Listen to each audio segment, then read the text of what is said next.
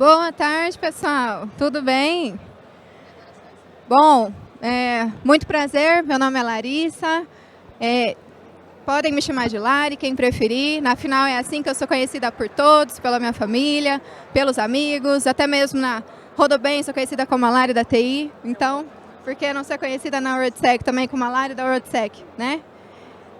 Bom, gente, para começar, eu gostaria de começar com uma pergunta um pouco polêmica aqui para vocês. Quem acredita que quando a gente fala em gestão de risco humano, o grande problema é o usuário? Levanta a mão. Ó, legal, bastante gente, bastante gente. Bom, eu trouxe aqui duas frases bem famosas da segurança da informação para contestar com essa opinião de vocês. A primeira delas, "You can't patch stupid", que traduzindo seria como "você não pode corrigir a estupidez, a vulnerabilidade humana". Essa frase, eu acho ela um tanto quanto pessimista, para dizer a verdade. Porque, além dela denegrir a raça humana, né, quando ela diz que as nossas falhas elas são estúpidas, ela também meio que invalida o profissional de segurança da informação quando ela diz que não há correção, que quanto a essas vulnerabilidades não há nada que possa ser feito, né? Pesado. A outra afirmação que eu trouxe aqui para vocês é essa certeza que alguém já ouviu falar uma vez na vida. Fator humano. O elo mais fraco da segurança da informação. Essa frase, eu imagino até que muitos de vocês concordem, tomem ela como verdade. Mas, se a gente prestar bem atenção, o que é que ela nos mostra, de fato? Ela mostra que existe uma vulnerabilidade, certo? Afinal, se o fator humano ele é o elo mais fraco, ele é vulnerável, né? Então, beleza. Essa frase aqui, ela nos diz, ela nos mostra o fator humano como uma vulnerabilidade, e a frase anterior, ela diz que quanto à vulnerabilidade humana, não há nada que possa ser feito, não existe correção para isso. A verdade, gente, é que a segurança da informação ela é formada por três grandes elementos, três principais elementos: pessoas, processos e tecnologias. E esses três elementos, eles formam o tripé da segurança da informação. O que acontece é que hoje, a maioria das empresas, elas possuem todo tipo de solução tecnológica, todo tipo de ferramenta de segurança no seu ambiente. Então, ela tem lá firewall, DLP, CASB, antivírus, né, tudo. E ok, isso é muito importante. É muito bom e importante também. Mas, ainda assim, a empresa ela não está segura. E por quê? Porque a culpa é do usuário? Porque o usuário faz tudo errado? Na verdade, para contestar com isso, a gente tem aqui os controles, os principais controles de segurança que foram implementados no sistema operacional do Windows ao longo dos últimos 20 anos. Então, se a gente prestar atenção, bastante coisa foi feita, certo? Desde computação confiável, BitLocker, até VPN integrada no Edge. Ok. Do outro lado, a gente tem os controles de segurança que foram implementados no sistema operacional humano ao longo desse mesmo período, de 20 anos. Comparativamente, o que a gente percebe? Muito pouco, né? Muito pouco foi feito. Então, o resumo dessa história. 20 anos atrás, não só as pessoas eram fáceis de serem hackeadas, mas também o sistema operacional do Windows. Só que, diante disso, a Microsoft ela investiu pesado e ela trabalhou muito para tornar o seu sistema operacional mais seguro, para aprimorar a segurança do Windows. E o resultado disso é que hoje, o sistema operacional do Windows ele leva cerca de meses, se não anos, para ser hackeado. Em contrapartida, o sistema operacional humano ele foi muito pouco investido, ele foi muito pouco olhado durante esse tempo. E o resultado disso é que hoje os atacantes eles sabem que o principal meio, o jeito mais fácil de invadir um sistema é através do fator humano. Não compensa mais buscar por vulnerabilidades nos sistemas, já que existe uma grande porta de entrada dando sopa como essa, que é o fator humano. E aí os atacantes, diante disso, eles estão ficando tão experientes na psicologia humana que eles estão cada vez mais investindo nessa vulnerabilidade. E hoje até mesmo nós, profissionais de TI, profissionais de segurança da informação, a gente pode ser vítima de um golpe de phishing, né? Super instruídos, super capacitados, mas a gente também pode ser vítima de um golpe de phishing. Então, a questão não é que o fator humano ele é o elo mais fraco da segurança, mas é que ele é o primeiro vetor de ataque. E isso por nossa culpa, porque nós, como profissionais de segurança da informação, a gente não olhou para essa vulnerabilidade lá no passado, a gente não conscientizou as pessoas da nossa organização. Então, voltando naquele questionamento inicial que eu fiz para vocês, o grande problema da gestão de risco humano não é o usuário, somos nós, profissionais de segurança da informação. Porque muitas das vezes a falha humana, né, a vulnerabilidade humana, o erro humano, ele não se trata de uma burrice, de uma estupidez, mas sim de uma fraqueza, de uma manipulação e de uma falta de conhecimento, principalmente. E somos nós, profissionais de segurança, que damos esse conhecimento, que levamos o conhecimento para as pessoas da nossa organização. Somos nós que somos responsáveis por conscientizar essas pessoas. E aí, gente, tem muitos estudos que nos mostram que o fator humano ele é o primeiro vetor de ataque. Mas o principal deles, o que eu trago aqui hoje, é o relatório de violação de dados da Verizon, que diz que 74% das violações de dados, elas são causadas através do fator humano. E isso são dados desse ano, tá? 2023. E nesse relatório, as principais violações que consta são relacionadas à engenharia social e ao uso de credenciais roubadas. Ou seja, a gente precisa começar a conscientizar as pessoas da nossa organização, a gente precisa trazê-las para perto da segurança, ou então a gente vai continuar perdendo essa batalha. E aí, beleza. A gente já falou aqui por que o usuário ele não é o grande problema da gestão de risco humano. Agora vamos falar um pouquinho sobre o que a gente precisa fazer para tratar essa questão. E a resposta é bem simples. Precisa haver mudança de comportamento. As pessoas da nossa organização, elas precisam estar integradas com a segurança da informação. Elas precisam estar engajadas, motivadas e, principalmente, elas precisam entender o porquê delas estarem fazendo aquilo que a gente está pedindo para elas fazerem. Algumas empresas hoje, elas já começaram a se preocupar com essa questão da gestão de risco humano e aí elas começaram, então, a implementar programas de conscientização para os seus colaboradores. E existem algumas críticas a respeito disso que dizem que programas de conscientização não funcionam. Por incrível que pareça, eu diria que elas estão certas.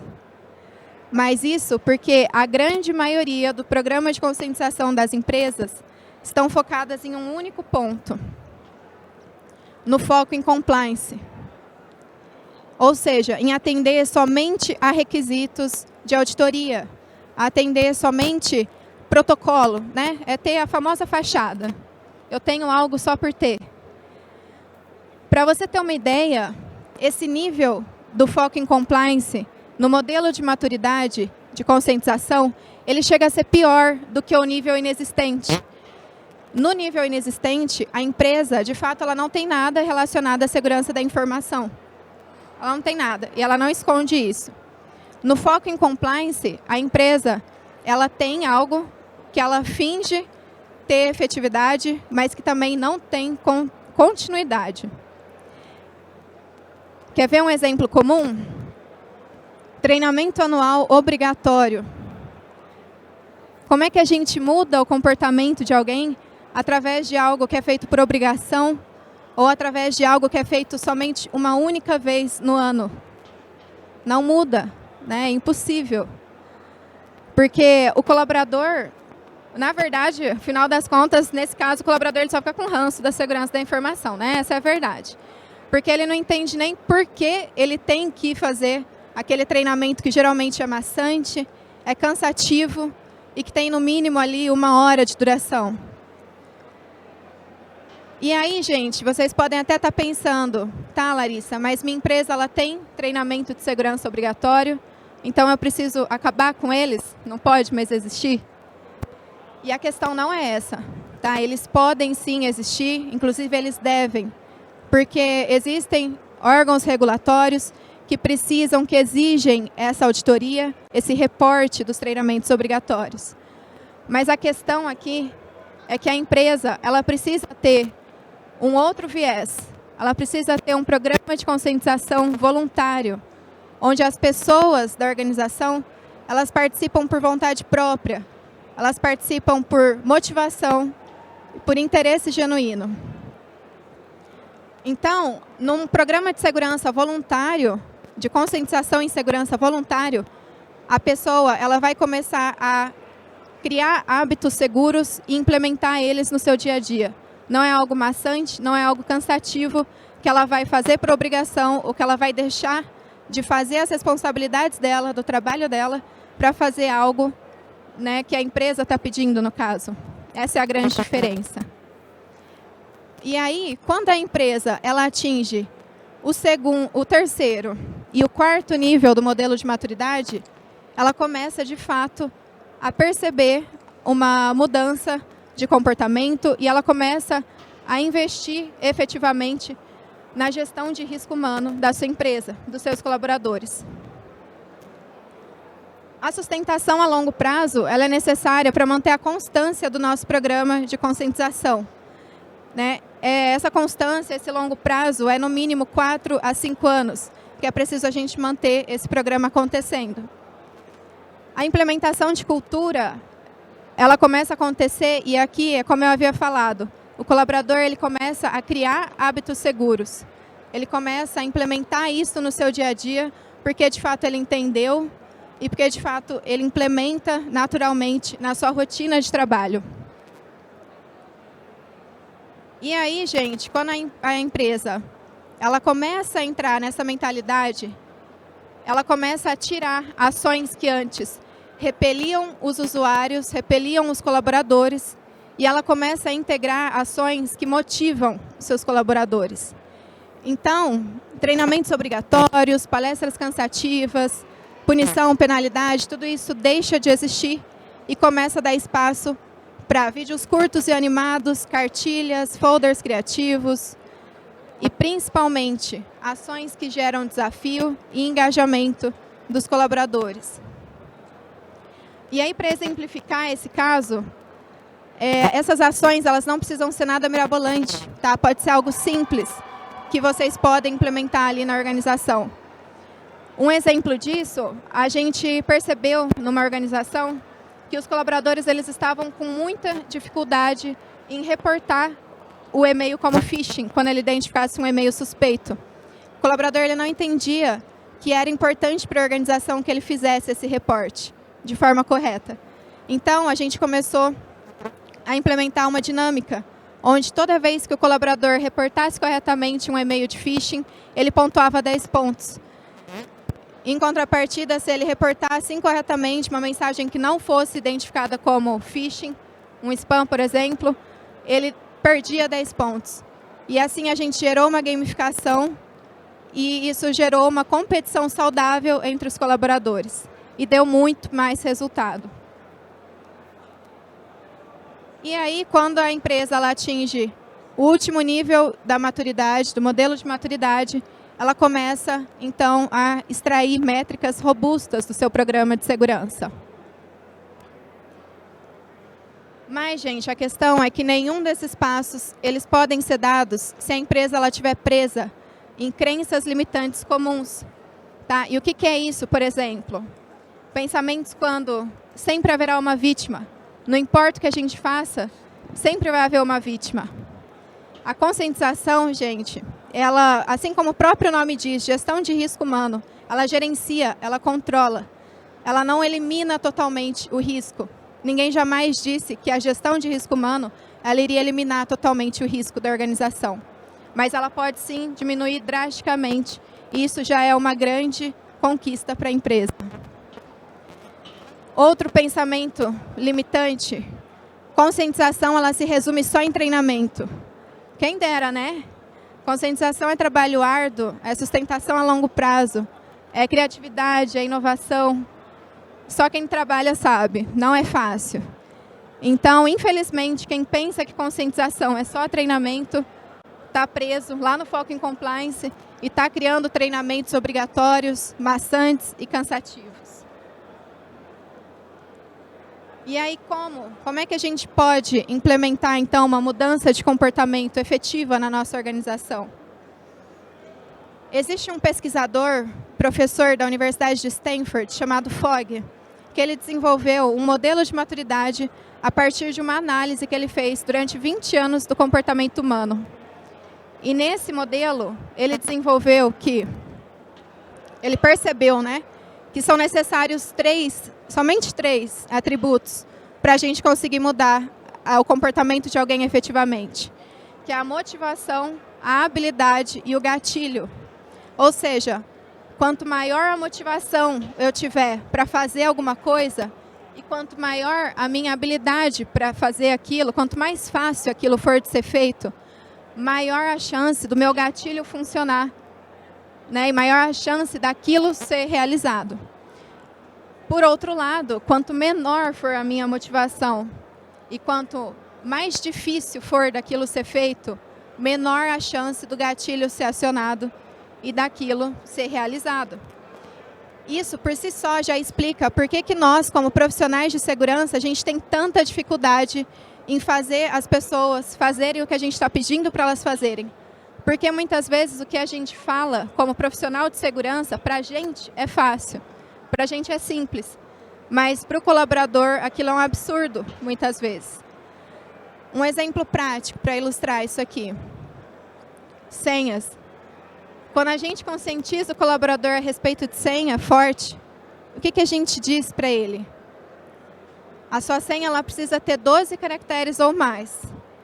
Dentre eles, letras maiúsculas, minúsculas, números, e como se isso ainda não bastasse, mistura tudo que é para tornar ela mais forte ainda, né? E jamais repita ela em outras aplicações, em outros sistemas. Quando a gente fala isso para o colaborador, isso é muito, muito difícil de ser feito por ele. Então, uma solução que a gente poderia dar prática é usa um gerenciador de senha. Isso vai resolver todos os seus problemas, vai manter suas senhas seguras e você não vai precisar memorizar todas elas. Então, essa é a diferença, gente. Se a gente pudesse resumir a mudança de comportamento com um segredo, com uma palavra, é facilite. Torne a segurança fácil, tanto de entendimento quanto de execução, principalmente de execução. E aí, bom, eu preciso finalizar aqui, então, caminhando para o final, não poderia deixar algumas lições aprendidas aqui para vocês que querem começar a implementar um programa de conscientização e uma mudança de comportamento para os seus colaboradores. A primeira lição, planeje. Planeje suas ações, suas estratégias, a quantidade de profissionais dedicados no seu programa de conscientização. Pode parecer que não, mas isso é muito, muito importante, porque assim você mantém o seu programa efetivo e acompanhando os resultados do início ao fim. Depois, comece. Comece simples, comece mesmo sem ter tudo aquilo que você deseja. E acredite, depois que você começar e depois que você for apresentando os resultados desse programa de conscientização para o board, para a diretoria, você consequentemente vai ter mais apoio e vai ter mais recursos para o seu programa. Terceira dica, engaje. Torne a segurança leve e divertida, em vez de maçante e obrigatória. E aí, gente, se você tiver dificuldade para isso, poxa, eu não consigo sair do Technicase, eu não consigo tornar leve e divertido. Se você acha que você não tem as soft skills necessárias, faça parceria. Faça parceria com a área de marketing, com a área de comunicação interna da sua empresa e, com certeza, eles vão te ajudar a tornar isso melhor.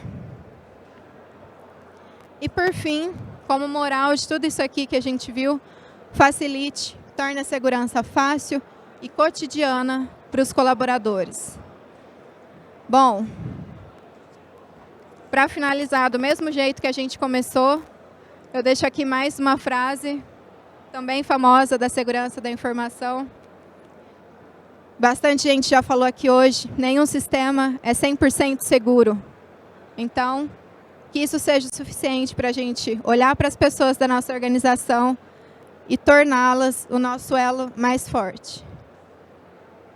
Obrigada.